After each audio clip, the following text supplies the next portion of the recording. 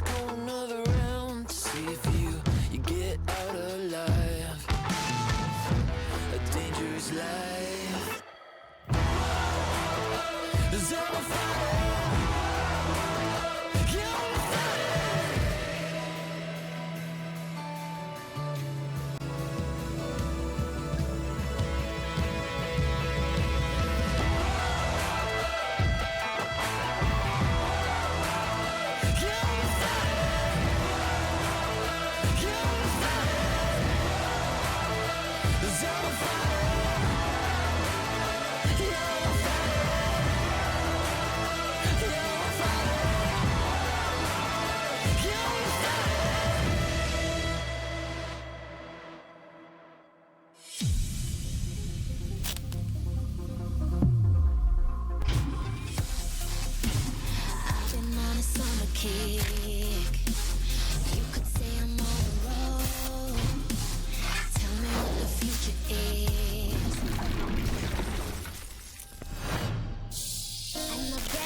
Yet to come. Like summer nights, rain. I'm gonna dance, tell you my name, and I'm free. You should do the same. Talk on my day. Welcome back, ladies and gentlemen. We are back for another series of League of Legends here in China. So we're going to be seeing some, I think that was like One Piece hats. I'm not quite sure exactly what that's from, but we're going to be going into Top Esports versus Sunning Gaming. Two teams on a relatively decent form coming into this series, and I wish that was us on the big screen, but sadly it is not. I am joined again, of course, by Clement Chu. And again, something to be looking forward to this series in particular as well. As like, you know, Top, they're on a 4-win streak in terms of series. Sunning coming off a great series there the other day. A lot of positives for both these sides. They want to keep the momentum going. Oh yeah, and these teams are so deep in the playoff race. Sunning missing 2 of playoffs from 2018 summer all the way to spring, but this time around they are making a strong stance, holding down the 7th spot, and you can see that's Maple, Easyhoon still on the team, and their new coach Fluidwin coming over from Flash Wolves as well. Yeah, well, I'm BP, this is Clement as well, and we're going to be bringing you through what we can only imagine to be a pretty good series, hopefully, because we did have some high aspirations for Victory 5 as they got dumpstered by RNG. Ooh, yeah, it was a really rough one and a total playtime of under an hour. So we had a decent break coming back into this one, and I think it's a important one to remember because both of these teams, they are coming up with new rosters. Despite how well TES has been doing, they actually changed 60% of their starting lineup in week 6 and are now running with Moyu in the top lane, Aki, a new jungler coming in from their challenger team, and then their bot lane, they actually have QiuQiu, their previous AD carry, back into the support role over Ben. So massive changes on this team and a really peculiar timing. Like, if you see it after they secure playoffs, you're like, okay, they're testing things out, but they were almost there, very successful, and then they swapped the entire team. So I really want to know internally what the reasons were for this. Well, I think one of the big reasons is that look at Aki. Just look at this guy play. Like, this guy is insane. He makes so many good plays just around the map, and like, you know, he's only a kid from Challenger Series, as you said. Like, you know, he's brand new onto the scene effectively, and this guy is coming up big. He's coming up trumps. Yeah, huge Jarvan player, already held the fort down twice on this TES roster and did win the best jungler of week 7.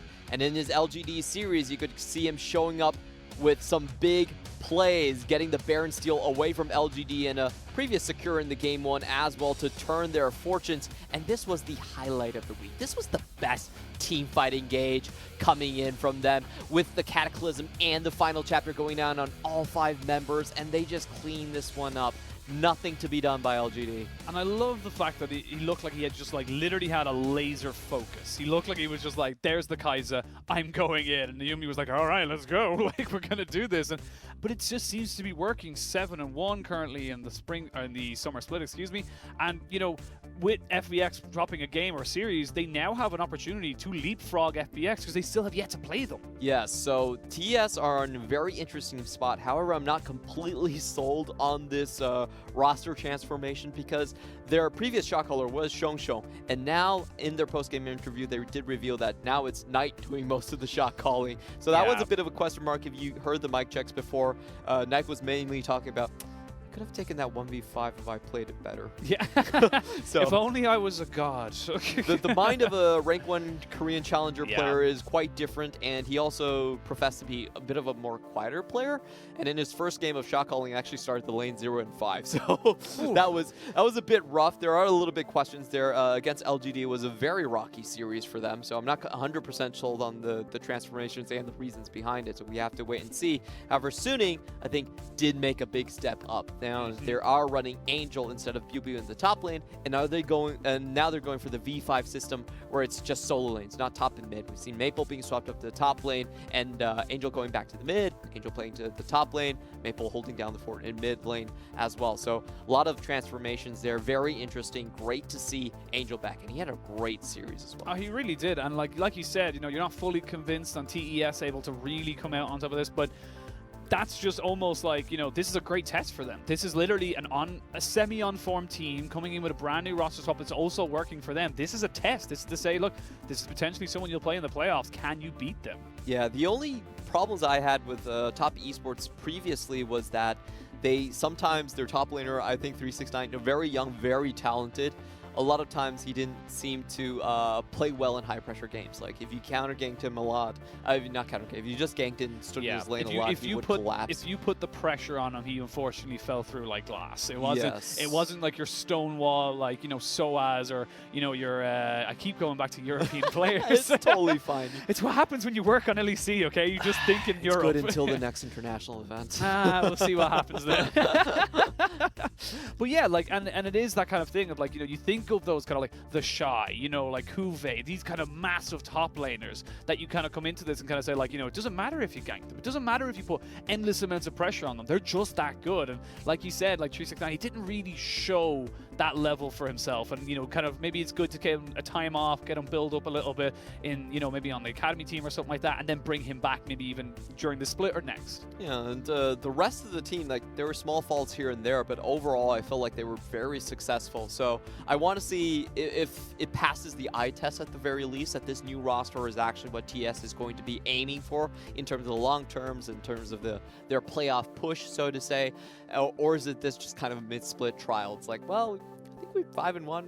Maybe we'll lock this one up. Yeah, we're all right. Like, we're doing pretty well here, sitting at 7-1. But something, like, obviously looking at the other side of the matchup as well, Suning have had a pretty decent start. They're sitting pretty on. I actually have it here, 7th, 5-3. So not doing too badly. But it's a big but. They have an awful schedule to go into. We talked about it at the top of the show. Their schedule, if you have a look at it here, they play top today, RNG, they play V5, who are playoff contenders, OMG are down the bottom, then FBX, EDG, and LNG. They are literally playing 5 out of the top 8. That is insane, and the combined win rate of these teams is over 62%. It's even higher if you take down OMG for that list. So honestly, Suning, if you think they've been doing well so far, it could just be a mirage, and this is a great testing ground to really tell if Suning have really improved. Of course, from the eye test, we feel like they're playing a lot sharper. They've been doing a lot of interesting builds where it's a lot about semi-globals going around the map. Tom Kench has been huge for SwordArt. We've seen the TF actually come up from Angel, and him having a great series as well. So with this new revamped roster, with Angel holding down one of the solo lanes, we really want to see if Suning actually can hang in on their 7th spot, or are they going to fall down when the pressure and when the competition starts to mount? Angel so far, though, making a great case for himself. 7-0 and 10, 2 perfect games in a row versus Rogue Warriors, and I clearly think he is, in talent-wise, a step up over QiuQiu. QiuQiu in all the previous series in total had 7 kills. So he came up, he's almost literally succeeded, or even like pushed forward beyond that QiuQiu. So like, like as you said, like, you know, it's great to see him kind of doing well, and I just want to go back to the point as well, like, of just, you know, the top lane, the solos kind of swapping around. It's like, do you think that's something that kind of like teams are learning to kind of, you know, share the load as such, or do you think it's more just of a, we need to be able to flex everything just because, you know, that's what the meta is right now? I think it's a bit of both. I think G2 was obviously a huge inspiration to a lot of teams out there where they understand and understand like the greatness of understanding understanding art, as we call G2 is the Renaissance team. Yes, they're the revolution. They're the people that turn around and kind of go this, and everyone goes no, and then they win with it, and everyone's like, okay, maybe this. Well, Pyke was a great improvement over there, and the Shy has said this multiple times before, is like, the way he judges how good a player is the amount of champions they play. Yeah, to a high level, of course. Yeah, that makes sense. You know, to be able to, if you're a one trick, unfortunately, you're gonna be found out pretty quick. But yeah, like, you know, coming into this, Sunning, you know, we talked about both of these teams, Top and Sunning, they both have, this is a big test for both these squads. I want to see if they really kind of take it this way. I want this to be a close series. Like, I really, really do, because I think both squads are deservedly kind of like, you know, closer than the standings say in certain times. I actually went for Sunning this series. I know none of you did, but I actually went for Don't look at me. I don't have any predictions. I don't do I'm already 30 points behind. I was not joining this race. I think Aki has showed a lot of great play, but Top against LGD played a very messy game, and Sunning for me seemed a lot more on point, and I think Sunning actually have more structure now that they're playing in it. The biggest matchup for me is still going to be down in the mid lane. Now that Knight is taking up that shot calling role, if his lane goes poorly, I think it has a negative effect on the rest of the team as well. So Maple versus Knight is going to be very explosive, and despite Maple's ranking in terms of the mid laners, the last time TES and Sunning played, Maple actually had the better side of the matchup in this one. He's been playing a lot of Kiana as well as of late, so that one is for me where all the eyes are going to be.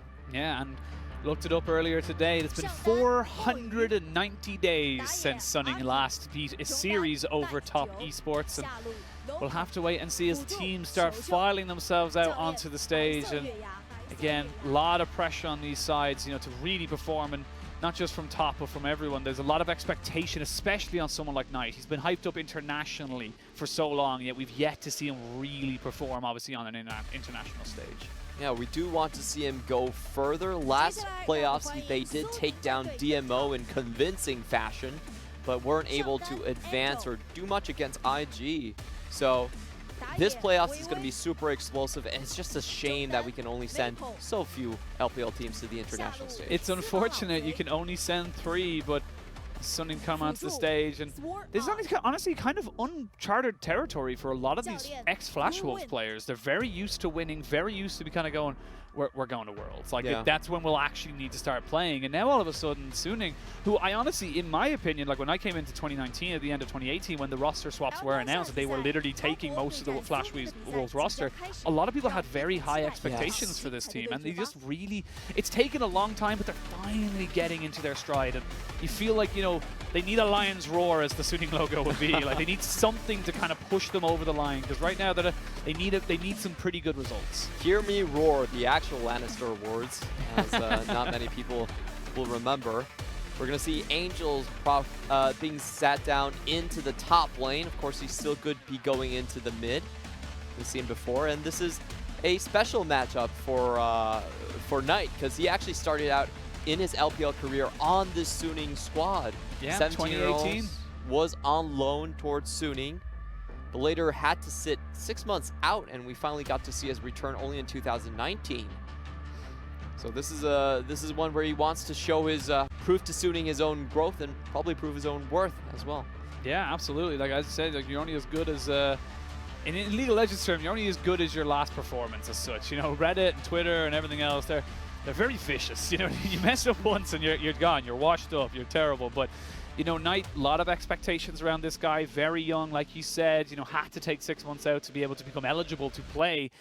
And right now, you know, he's got to be feeling good right now. He's sitting, you know, 7-1 at top of the standings, a lot of the expectations, but he's meeting those expectations. For sure, and I really want to see the contrast between these two players, because recently we have been seeing Suni go more for a roam-heavy style. We saw the Moby boots Kiana and the TF coming out from their recent series, while on the other hand, Knight has always been about the late game split pushing and just winning his lane hard. He's always been a great Corki player, multiple 1v2 Corki plays on the side lanes. So they have very different approaches to lane, and if Knight gets the upper hand in terms of mechanics, he actually will just shut down Suni and their engine in the mid lane. So it's a very hyped matchup. It's a lot of tension in between this, and shifting up to the other sides of the lanes, you have Smlz on a comeback split for him.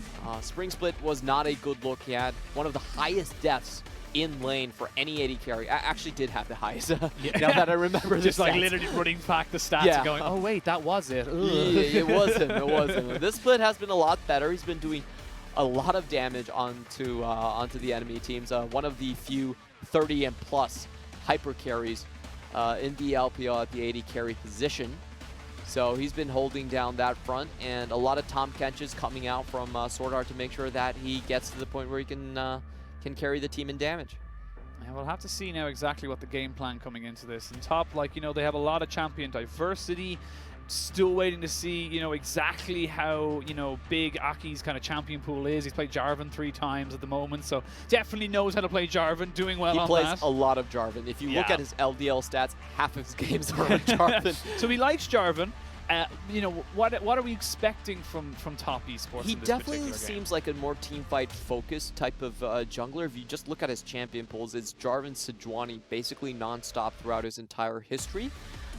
He was on his previous team. They weren't particularly successful, I would say, hovering around the 50% win rate, but obviously top esports did see something in him, so they got him earlier on. And what I do expect out of him in terms of his performances, that early game skirmishes, a lot of times kind of questionable, but that could just come down to communication between him and Knight.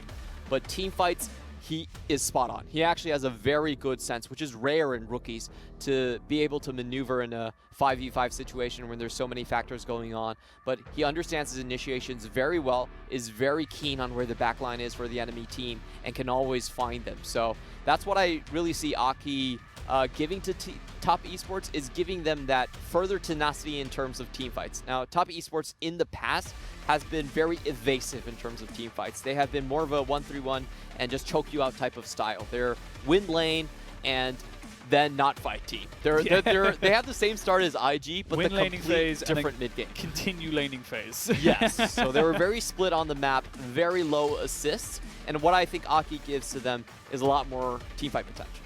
And the LPL brought to you by Doritos, but will we be seeing any cheese is the question from these two teams as we jump into picks and bans very, very shortly. And again, it's going to be very fun to see. Both teams want this win pretty damn badly. Top to continue their top spot, Chase and Suning to keep themselves in the playoffs. But we're already into 6 bans already locked in. Twisted Fate talked about the globals going to be taken away there by TES on top of Suning. And Suning on the blue side will have first pick. Very interesting that they're going for a preemptive Yasuo ban. Knight actually has not played this champion this split before, but they've got some scouting information the rest of us don't have, just taking that one out. And Yuumi being locked in, we were talking about lane priority as the way Suning likes to play this. A lot of Sivir coming down for Smlz, and a lot of globals from the mid lane as well, so this is right up their alley. And what we typically see from top esports would be the Lux counter. Like, we've seen this multiple times. Lux plus Kalista, very strong combination against the Yuumi. I want the Ivern. Go back. I don't talk hovers normally, but I want the Ivern. Unfortunately, most likely not going to happen as they do lock in the Aatrox and the Kalista. Kalista now being locked in makes that LokeN's most played champion of the split with 4 times, so definitely feeling it. Definitely likes the idea of the champion. Olaf insta-locked almost there by Weiwei. And I like that champion. We've seen it a couple of times in LCK as well. Like, if you can get that early game start, you can snowball that game. If you give them this composition, they're 100% just going to take it. Actually leaving the Sivir because it is countered by the Kalista. Lucian is a bit as well, but at least he can use the Q just to kind of evade most of the all-out trades. We're seeing top esports delivering the cheese, going for the Volibear, and oh my god, it's locked in. Is it Volibear locked in? support, yes. It's locked in. You throw the Volibear in with the Fate's Call. He gets the knockback, gets the Triumphant Roar, gets the extra damage, and gets his Aftershock. That is honestly, that is how it works. We've seen it a couple of times. Very, very dotted around. Even TCL, I think it was a TCL, I'm not 100% sure, but it was definitely LCK, picked it up as well. So honestly, right now, I think first game in a best of 3, yes, 100% go for it. See how it works. Yeah, we have seen Life play this up from the LCK, and the way you do it is just level 2 hard engage, Rolling Thunder, use a Majestic Roar, knock the person back. Level 2 is just so much damage, and with Kalista, I think they use Kalista exactly in this combination as well. So it really punishes you if Yuumi somehow is accidentally anchored to the Lucian and she can't get off in time. So or even if she's like, you know, transitioning between the two, like it can be caught out because that you know, the roar is a form of CC that stops the actual transition from hooking on. So a nice little adaptation there from top already early in the draft. And I quite like this because technically speaking, like, you know, we still have yet to see realistically any of the solo laners that could be a jungle Aatrox, excuse me. So like both teams prioritizing the flex picks like we talked about earlier in the broadcast. And I like how both teams are taking away the globals that could impact the bottom side. Gameplank coming out for Suning, and the mid lane globals we were talking about, both Talia and TF getting taken away from Maple. So they read each other's compositions and what they want to do with these comps quite well. And now it's just TS's turn to show that they actually have an extra carry in the top side, that they can play all 3 lanes. This is what top esports is most known for, their ability to just play that IG style of lane domination, lane kingdom. Looks like they won't go for the blind Mordekaiser. I don't advise against blind Mordekaiser. It actually has a very low win rate in the LPL. So going for the Kennen, much safer as a pick. And Maple, the last semi-global on the board left, he's going to go for the Corki. Yeah, it's semi-global, more so just kind of like a really long dash. True, you know what I mean? Like it's a very long dash. Semi-global. Semi-global, like, you know, it's like the demi-semi-quaver or something like that. Like, it's such a small note, but does lock it in. A lot of priority on this pick. I actually didn't see it at all in that last series at all, but definitely something that a lot of players have been picking up. That and the Azir, we've seen the middle matchup. Ooh. Wow. So that could potentially be Corki top with the Zoe in the mid lane. We have seen the Zoe go top lane against the Aatrox before. It was done by, I believe it was done by Mole. But they can actually still swap. They don't have to be locked in Could be Lucian just mid. yet. Could be Lucian mid. Yeah, it could be Lucian mid. A lot of possibilities. Zoe bottom. I love the way, like, you're mentally, like, literally just like, how the hell does this work? I don't think Lucian mid's that strong against the Azir. It still probably will be Corki, and we're going to see Zoe go towards the top side against the Kennen. It stops any kind of, like, forward engage. If they want to try and get a slicing Maelstrom, you get the bubble off. You've got a lot of kind of, like, small little CCs and disengages, a lot of poke to be able to keep the Kennen down. I don't think it's personally the greatest pick in the entire world, but I can see its merits. Yeah, you can definitely see the poke composition being set up by Suning here. They're going to run a lot of early priority. Like, if you get caught out in the mid game, Corki with the package and Yuumi can catch you out so easily in the jungle. So there's a lot of skirmishing power that relies on the fact that Azir is actually highly immobile outside of lane. I like the fact that they're going to have those mid-game windows to find their own picks here and there. And for top esports composition, very strong bottom lane. Definitely kill lane, especially with the Aatrox and potential Kennen coming in. There's a lot of pain that's going on here. So I do expect them to be more bottom focused, and then when the later game happens, they can transition more of their attention and more of their damage dealing capabilities onto Knight. We'll have to wait and see. Both compositions locked in. We've all had a look at the two of them. Who's your money on? Oof, I still give it to Suning. I still like feeling the hype. Feeling the hype. Yeah, so a couple things that are in this comp is that I just feel like their mid game is very, very strong. Like, their mid game potential where you can have the package and roam around with Yuumi, Lucian, is just so much potential kill power, and then the Yuumi can dance around onto the Olaf or onto the Corki. There's a lot of options there, and if they can run away with it, they should be able to take the game. On the other hand, top esports, I feel like their outs are a little bit more limited. If they don't get a good early game gank onto the bot side, I think the mid game transition's a bit lack. Yeah, we'll have to wait and see as we are about to jump onto the Rift for Game 1 of Series 2 here on Week 8, Day 1. And it's going to be a very, very interesting game and interesting setup for both of these squads. And there's the shouts.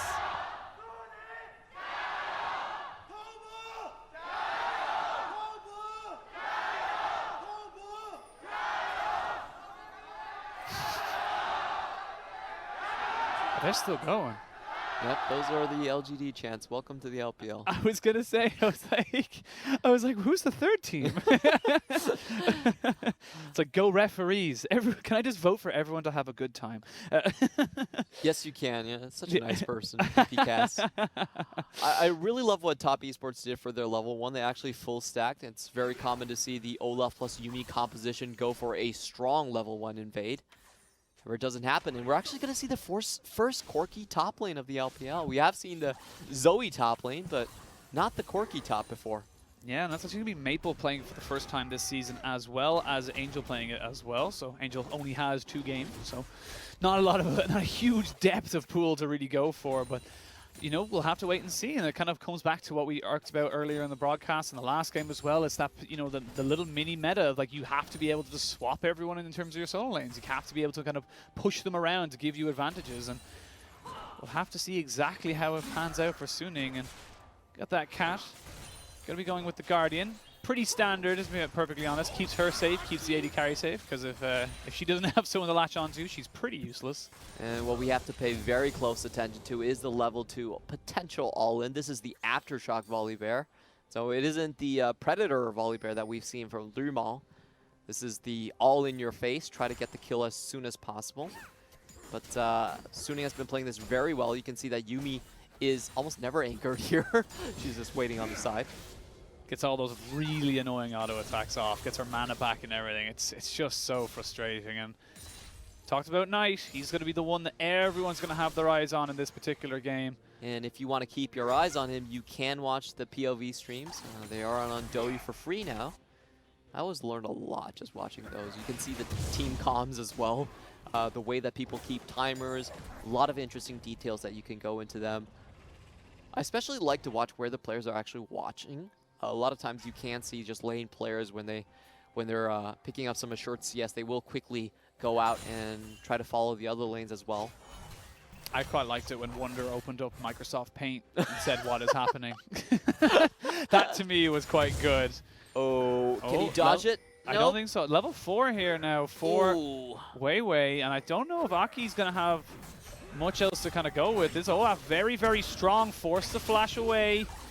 That's a summoner burn. Nicely done here by Suning. Good early advantages. Yeah, well done there. Now, Aki was pretty careful. He actually did drop the ward over the Drake wall, but still found out by Weiwei, and massive early advantage here, actually. He's going to be able to transition towards the top side, get the scuttle uncontested. And of course, we have to look at the Volibear as well. When minion dematerializer, as well as that Aftershock and the Revitalize. And maximum cheese potential. Yeah. Oh, dude. If you're getting a cheese toasty, you know, you don't just get like a slice of cheese. You put a lot of cheese on it, and you just want it to be so good. But Aki, not dissuaded from the fact that he just lost a summoner. Maybe going to try and force something here. You can imagine the flash and the knockback is what they want to look for here. The slow is out, so they have a good window here. They're trying to bait it, but I have a feeling that Smlz and SwordArt, they feel like something's going on. They step back instinctively because they were like, there's no way we get this much harass off normally.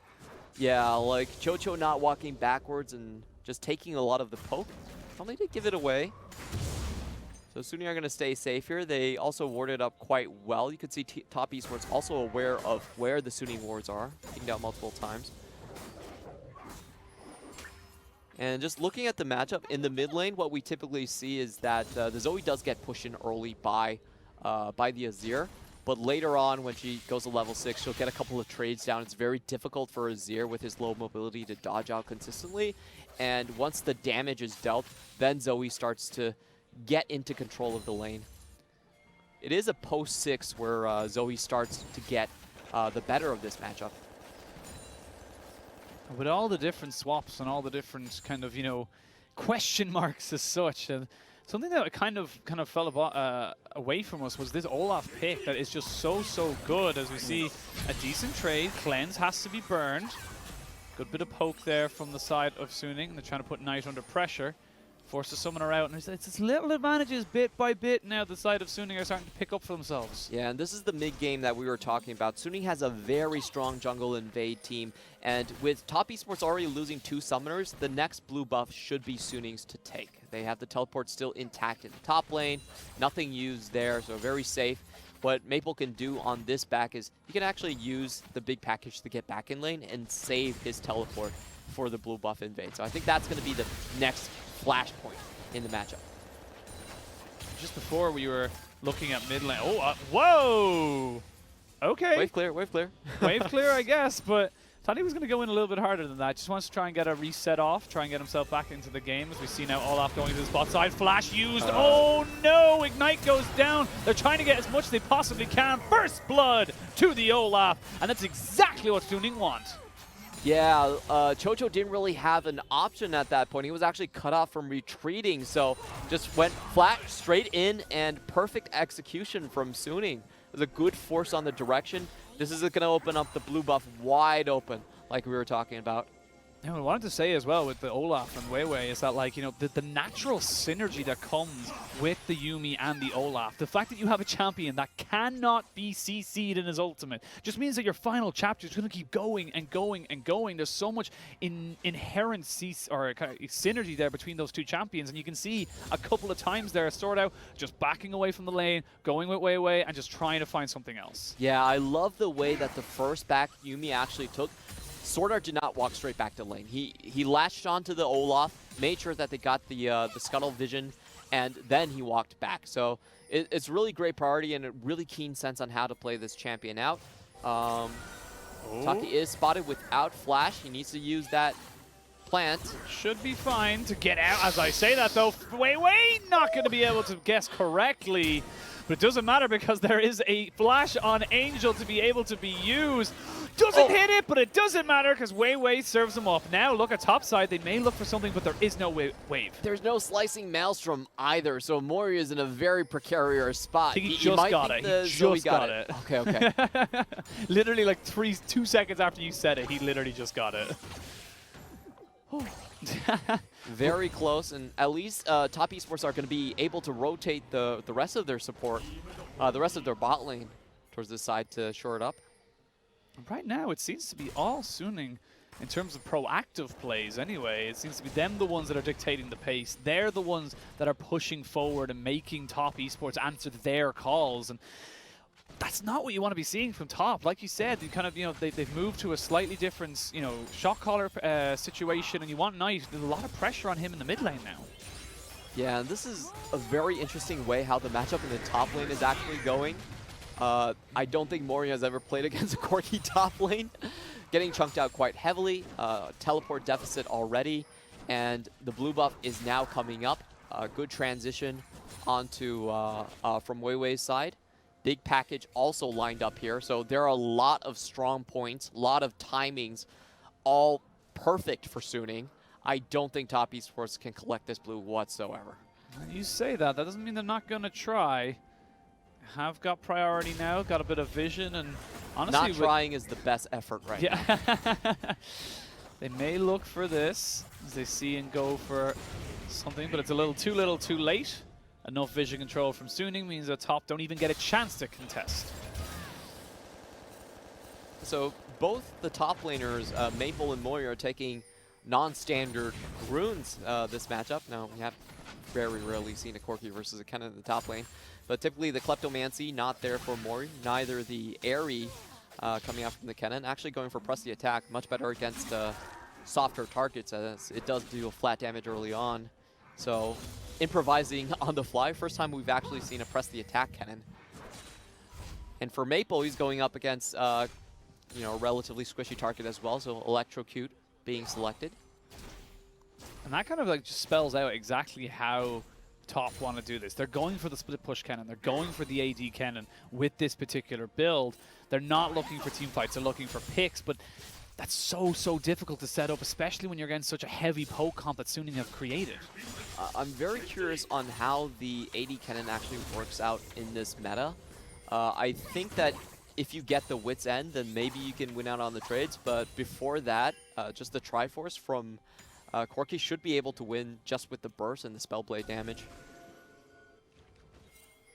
Now, where is the next move for you, Aki? Kind of lost his flash and then became a little sheepish to kind of go for ganks anywhere. Aatrox not exactly known as the most prolific ganker in the world. However, Rift Herald has been started. The rest of top are hovering around mid as they try to transition in. This could be a bit of a fight. I imagine that Weiwei will just back away from this once he realizes that everybody's coming to join the party. Yep, he's out. Yeah, definitely has to. We have a 10-man party in the top side River Brush right now. Top Esports. I feel like there's some other people coming as well. There might be a couple more guests at the door that they're not seeing. This is so hard, though, for top to try and get in on top of this. Now 80 carries are coming in. This could be a 5v5. You have got the Slicing Maelstrom. Most summoners are available for pretty much everybody. There's a lot of damage. Flash in from the Volibear, but deleted by the Olaf. 3-0. There's the Azir, but like we talked about, the final chapter doesn't matter if it can't get landed on everybody. It does its job, and back and away. Knight has to flash after he cleansed. They're trying to get the damage, but not able to get it. And that's going to be Aki just kind of in no man's land. He doesn't really know where to go right now, and he's going to get caught. He's going to get spotted. World Ender has been popped. Angel just going to pop the Zhonya's very quickly. But I do not think you want that fight. Aatrox just pops it as a kind of a puff in the chest so he can back away safely. And that's 2 kills going over to Suning. Both the AD carry and the jungler support going down. Sorry, I see Volibear. I just forget where he comes from. It's okay. We'll accept it from there. But yeah, like, again, a lot of kind of advantages. It's 4-0 now. We've got a 3,000 gold lead just purely from CS and tower plates, and a Rift Herald to boot. I want to see Chocho going in on this combo, but regardless of what his sequencing was, Olaf was not going to be affected whatsoever. He went in with the Majestic Roar, which is the right combo to do, but unfortunately against Olaf, it just does not matter. And Olaf goes through the first portion of a Azir wall as well, as that is considered crowd control, not terrain. So, man, Weiwei with this Olaf pick is just countering so many things, so many parts of the toolkit that Top Esports has. He's got himself those 3 kills, got himself a lot of HP as well. So he's going to be able to keep rocking and rolling right up to these fights. Dragon is available if Suning do choose to take it. They might just try and dive bot lane. They've got 40 seconds to use this Rift Herald, and I think that's the next port of call. Well, they definitely can to get it. They want to use it as soon as possible, almost to that 14-minute mark where you're no longer going to get turret plating gold. So they're at least going to get 2 here and still have a strong follow-up. 4v3 as of this moment and time. Corki has gone down to that mid lane. Azir is on his way. Do top look for the fight. It's a lot of damage potential coming out. They get themselves 3 plates back away. Again, more and more goals coming onto this Suning lineup. Yeah, and Top Esports really have a long time to wait before their champions come online. The way I see Azir, really want to wait until that 2-item spike before he's getting most of his damage done. But, oh, I might have underestimated how strong this Blade of the Ruined King is going to be against the likes of Corki. Yeah, I think Maple did too, as Maple very quickly realized, like, oh, these auto attacks are really chunking me right now. Has got the Triforce, but still needs to be respectful of the Kennen's potential damage and his trade ability. As we see now, Dragon goes down, first tower of the game, and bot lane goes down. Suning, they're sitting pretty and they're feeling good. Very rarely do we see the Blade of the Ruined King, Kennen still show up on the map. Most of the times it is the Hex Tech Gum Blade. So a lot of people just forget how much AD is actually in that W passive coming in from Kennen. I was always surprised to find out, wait a minute, he does hurt a lot more than I imagined. Definitely to be respected. So we have a look now is to see 5 plates versus 1. As close to a perfect laning phase as you can get from Suning as they continue their rampage of routing top in this early game. But not all doom and gloom as such. Like he said, the Azir, definitely someone to be feared 2-3 items into this game. But also needs to be careful. We'll just Shurima shuffle away, try and keep himself alive, because Gotta be one piece of CC can literally kill this entire TES thing. I gotta love that trade from Top Esports. At least they secure the enemy blue for themselves, so they're still gonna have a lot of push potential in this lane. Oh, Angel, need to be careful. Hex Flash there coming over the wall from the Volibear. And so far, the Volibear hasn't really done much. Let's just call a spade and say that it tried to flip an Olaf. Yeah, well, he got chunked down to about a fifth of his HP, and then went, you know what, now is the time to turn and flash. So, you know, right now it's not really working out for them, and you pick this, like you said, you pick the Kalista and the Volibear for pure kill lane in that bot side, and if everything, they've lost it by nearly 50 CS. That's a huge discrepancy between that Lucian and Kalista.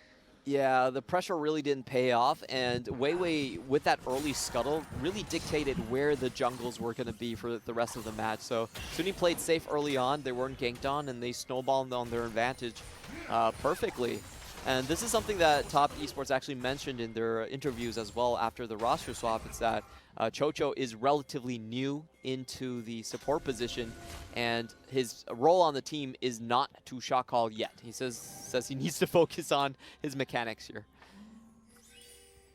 We'll see now as a good rotation there, forces Moyu to back away pretty damn quickly. And that's going to be a free turret, you feel, with the Triforce Corki from Maple. And what is the reply now for the side of top? They're kind of being pulled left, right, and center, losing objectives up and down the map. Where do they need to go? Where do they need to look to try and just keep this game at an even enough pacing? Well, for now, I still think they need to farm up. This is not a composition that magically starts working at 1 items, unlike Sunning's. Sunning's has a lot of champions that do perfectly fine at 1 items. Luden's, Blade of the Ruin King, Triforce. Oh, that sounds amazing to me.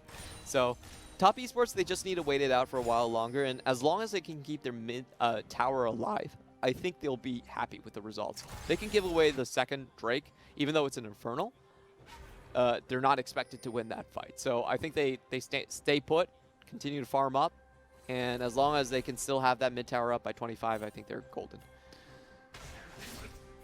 Have to wait and see. Bit of a lull in the game. 5,000 gold in favor of Suning right now. 2 turrets to none. 2 turrets? 2 turret cards. Do they have the future for them? Do they hold the results?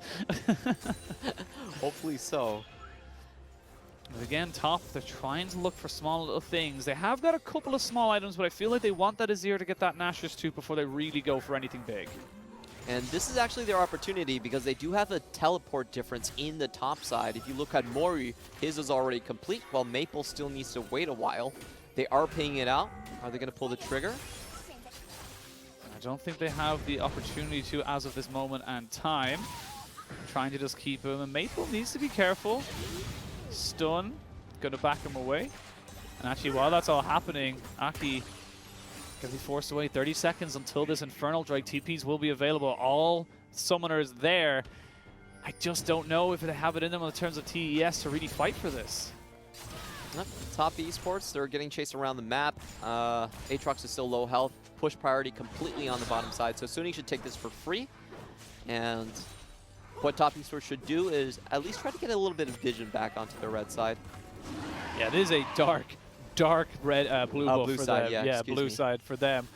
Definitely a dark area, but they will trade a top tier 1 turret for a Infernal Drake.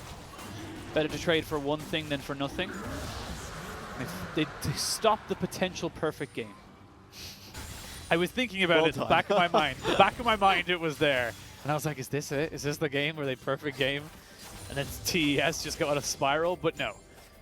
They're going to have Moyu backing up now into the top side, getting his job done, getting a bit of gold into the pockets. The game's kind of hit a little bit of a lull. Not really much happening. Not really much that can happen now that the dragon is down. Yep. What Sunni want to do is take the enemy blue buff while preventing Knight from getting his own, so at least they have a way to at least out-mana him and make sure that they... But this works as well. Just chunk him down. So the blue buff is going to be forced onto Aatrox, which of course doesn't provide you with long-ranged wave clear. That's a big win for Suning. And let's see who picks this up. It actually is going to be Smlz, huh? Interesting. Yeah, better on him than on anyone on the side of TES, so probably just right position, right time. Mid lane now under fire, and we saw the amount of poke that went down onto Knight's Azir as we see Corki wrapping around, will be able to potentially get a flank. There he is, has got the package available. They are going to flash in on top of him, but he immediately gets away on the W.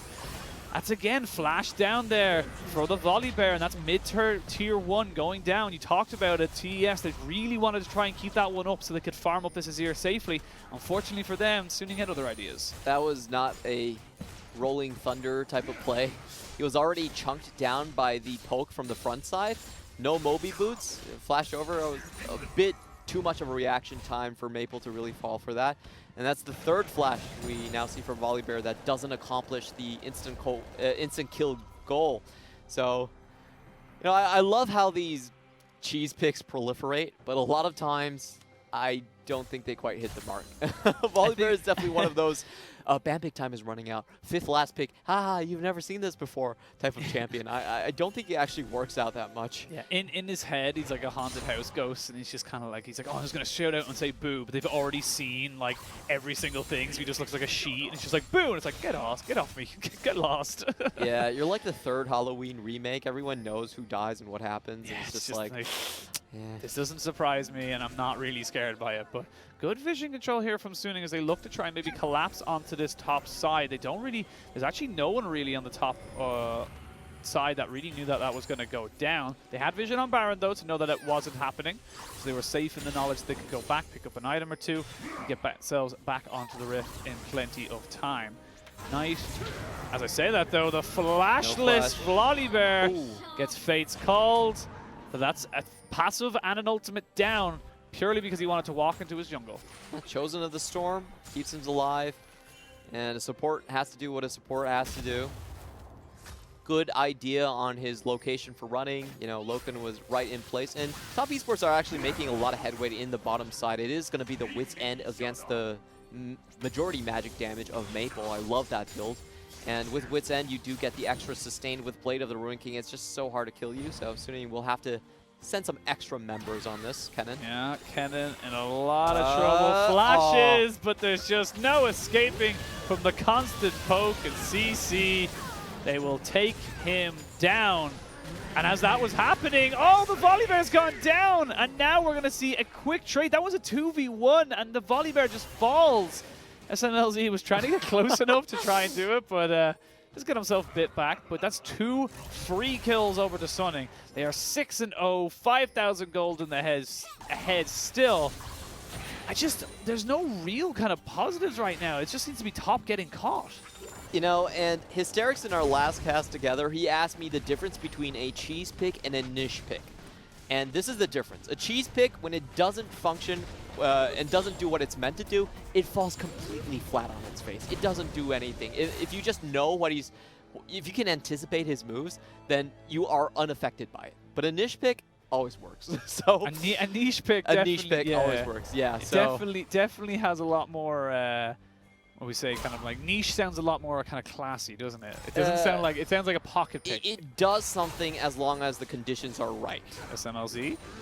Oh, Smlz, he's just in the wrong place. Not really a place you want to be all by yourself. He's a good 20 seconds away, but I don't think they can catch him. He's just too fast, and there's just no way they can catch up to him. But now a TP comes in on the side of Suning. Double TP coming in as well. At the top of it, as we see this very, very split fight. Olaf jumps in on top of Knight, so he's completely out of this fight. Aki's going to be the first one to fall. There's the Fates call there on top of the Lucian, but he's still so damn healthy. Here comes the poke. They're trying to get it down. The Lucian is the first one to fall on the side of Suning. Now it's the Yuumi. It's going to be a 2-for-1 trade, but here is the Olaf and the Zoe, the poke, the damage. There's just nothing you can do for top. They have got the Kalista. They need to be very, very careful, though. Knight is so low. Ends up being a 3-for-2 trade in favor of Suning. Yeah, that was start of the fight was actually back and forth. Top esports, I felt, got the better teleport with Maple coming in on top of everyone, but they chased out the backside. Knight wasn't spotted in that fight. Good job on the rest of the Suning members for keeping the damage dealers away. And even though LokeN was close to getting those Ren stack resets, couldn't really find it in the end.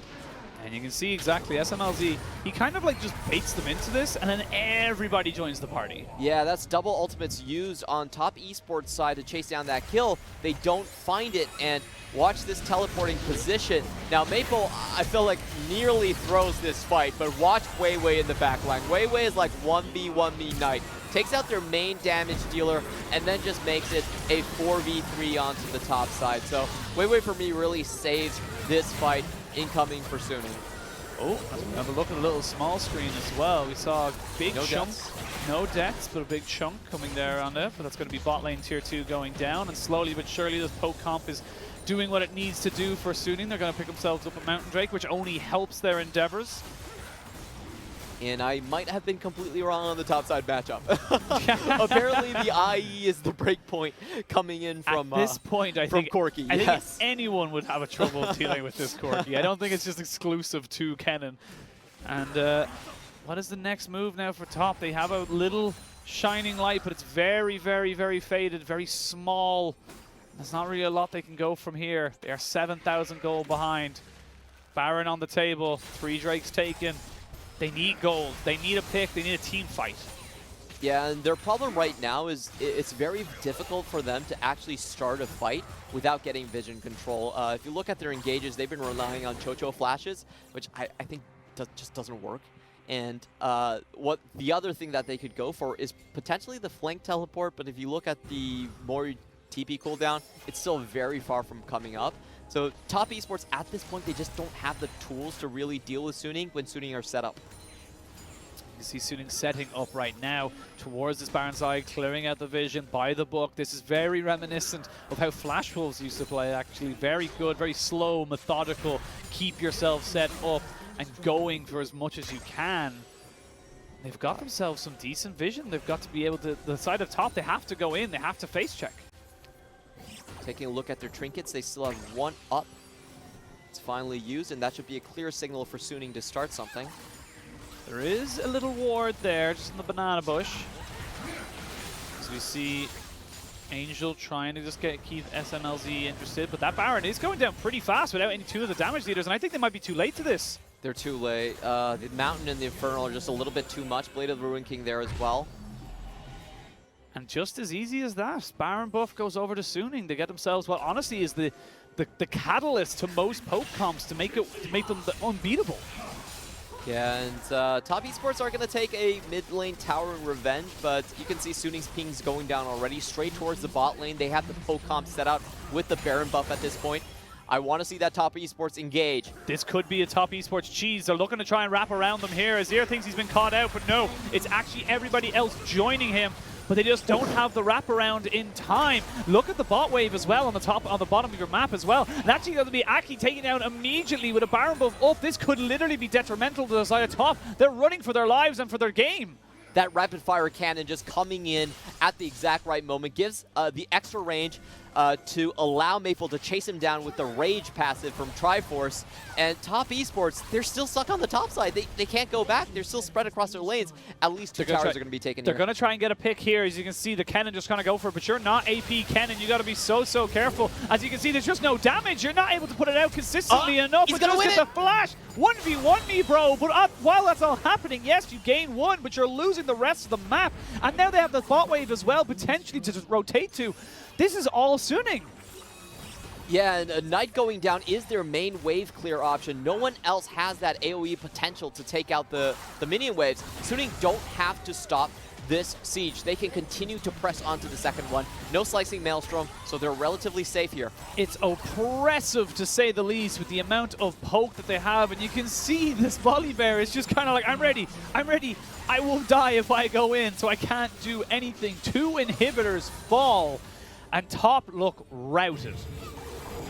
Well, I really don't know what this volley is doing here. Just feels like he's here to warn us about He global doesn't warming. even go here, you know? Like,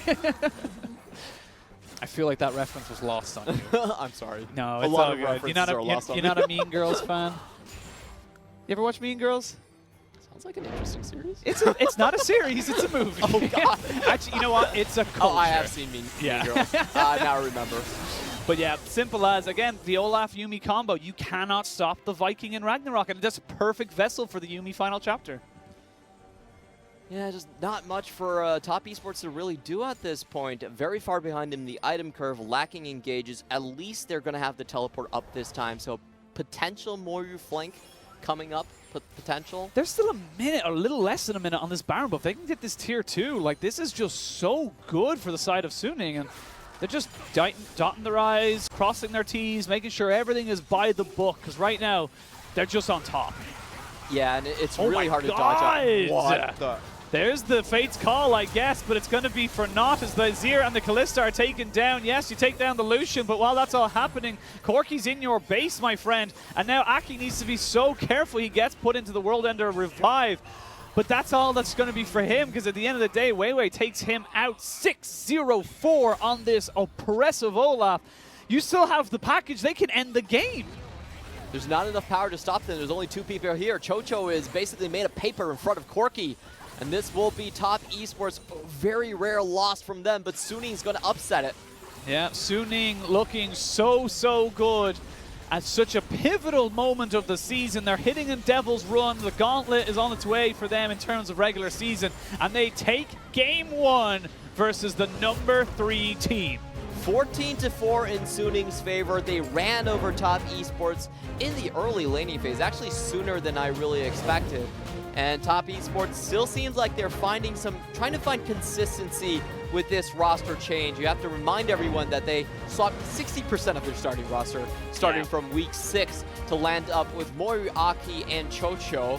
So seems like they're still finding where their strengths lie with this roster, and I don't think it's player strength mainly. I think it's just whenever you have this drastic of a change, it will take time to gel, and Suning are going to benefit off of that. Yeah, you're going to have teething pains, unfortunately, for Top and Suning. We talked about how Top are trying to fix this little roster issue, or maybe not even a roster issue, but just kind of like the teething issues, whereas Suning, they're finally past them. It looks like the Suning we were expecting coming into spring 2019. And you can just see it was just a steady climb up, and I got to give Weiwei was amazing in that game. He really did step up and properly set up that early game so that the Volibear cheese just didn't work. Yeah, the most important thing is that Aatrox never got a gank onto the bot lane. Without the Aatrox amplification, the volley flash just didn't kill his targets. And in fact, the only time he tried it in lane, Weiwei was the one present, and that was a really cool Hunter's Bounty to go with Weiwei's wall, getting that armored bear down there. And good draft by Suning. They still play towards their win objectives, which is very heavy emphasis on priority in lane. We saw that both in the mid and in the bot lane.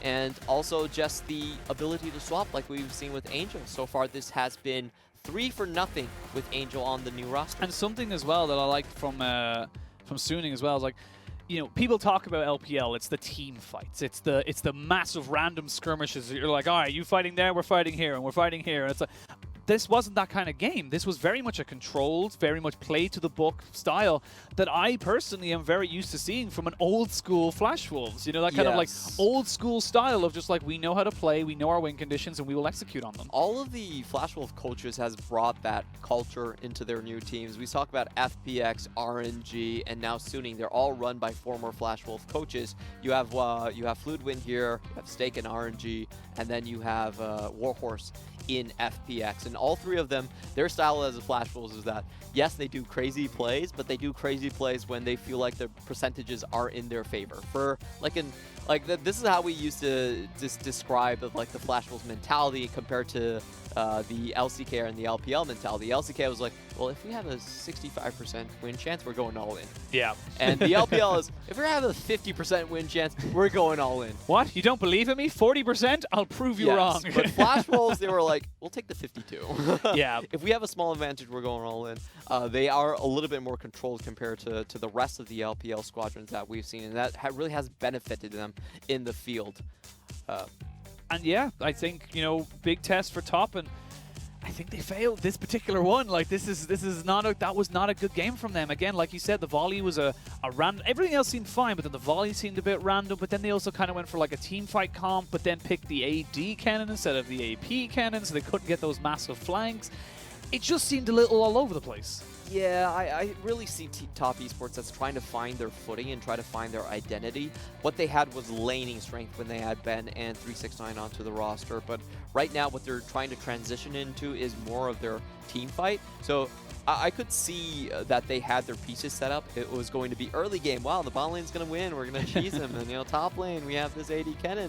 It went out, or it did win the lane as well. And then late game, we're going to give it to Knight. But the mid game was a big question mark for them. I don't think they had anything down in the mid game written down. And like we were talking about in the ban pick, it was very easy for Suning to just run over the jungle in the mid game with the composition that they were given. Olaf plus Yuumi, lane priority in Zoe and Lucian. So I just felt like they were missing one or two pieces, or maybe the early game didn't go well enough for top esports. Yeah, we'll have to see now if they can do anything differently in the second game. We're going to throw it to a quick break, and when we return, we'll have game 2 of Suning versus TES.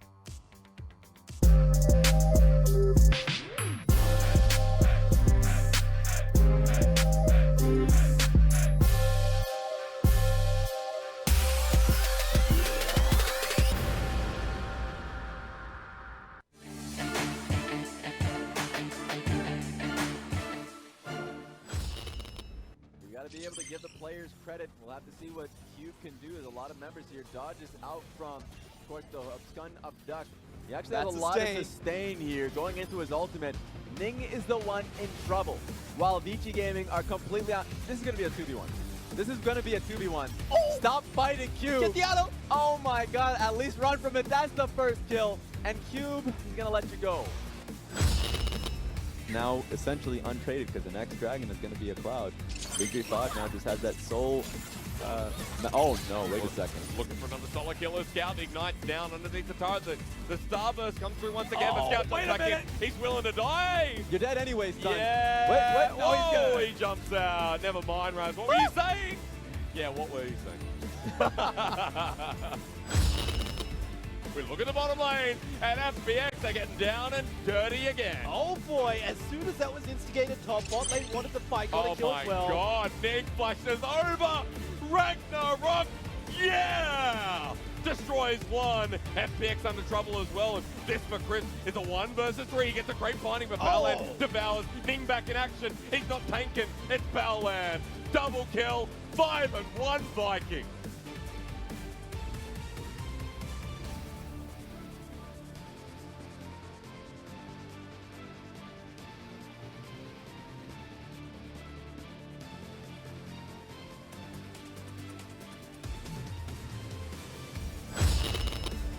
Perfect, because there are 2 wards and both of them are denied away by the control ward. Now I do know.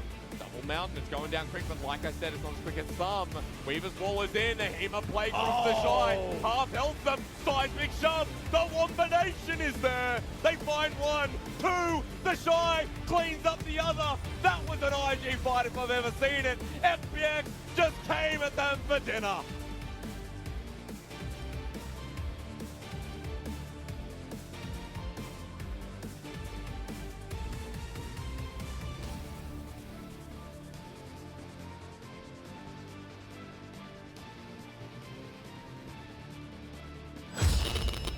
Just get obliterated, they almost die. Zoning ultimate, they go back to base and they give up 2 in hits. I mean, ego ultimate, that just sets them right back. Damn, that was nearly 100-0 from the Shy himself, and I don't think he's done. I mean, Yuumi wants to take the engage though, but he misses. The cannon barrage comes down to him. It's running into the fight. That QiuQiu front line, seismic shove is flashed away from the pirate, but the Shy hits him. That's all he has to do. This is Vladimir.